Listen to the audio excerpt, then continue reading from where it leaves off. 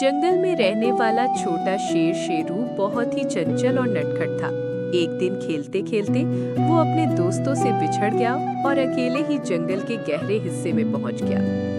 सूरज ढल रहा था, पेड़ों की परछाइयां लंबी हो रही थी और चारों तरफ अजीब सी सन्नाटे की आवाज गूंज रही थी। शेरू पहले तो हिम्मत करके चलने लगा, लेकिन तभी काले बादल छा गए और तेज तूफान शुरू हो गया। बिजली आसमान में चमकी और गर्जन हुआ। डरा हुआ शेरू कांपने लगा और उसकी आंखों से आंसू निकल पड़े। तभी अचानक आसमान से एक तेज प्रकाश फैला और उसमें से प्रकट हुए अंजनी के लाल बाल हनुमान। उनके चेहरे पर मासूम मुस्कान और आंखों में दिव्य चमक थी। बाल हनुमान ने धीरे से कहा, डर मत छोटे शेर, मैं हूँ हनुमान, अब तुझे कोई नुकसान नहीं पहुंचा सकता।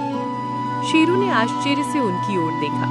हनुमान ने अपनी पूंछ से जादुई झूला बनाया और शेरू को उसमें बैठाकर आसमान की सैर कराने लगे। बादलों के ऊपर उड़ते हुए शेरू की हंसी गूंजने लगी।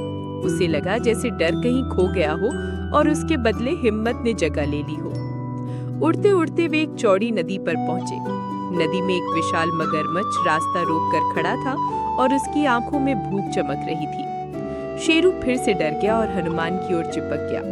बाल हनुमान मुस्कुराए और बोले, डर से भागना नहीं चाहिए, उसका सामना करना चाहिए। फिर उन्होंने जोरदार दहाड़ लगाई और अपने छोटे से शरीर में छिपी असीम शक्ति दिखा दी। मगरमच्छ उनकी शक्ति से डरकर पानी में गायब हो गया।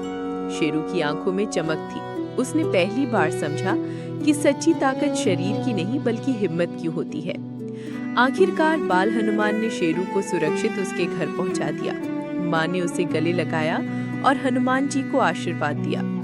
जाते जाते बाल हनुमान ने शेरू की ओर देखा और कहा, हमेशा याद रखना छोटे दोस्त, असली शक्ति बहादुरी और सच्ची दोस्ती में है। शेरू मुस्कुराया और उस दिन से उसने ठान लिया कि अब वो डरकर पीछे नहीं हटेगा, बल्कि हर मुश्किल का सामना कर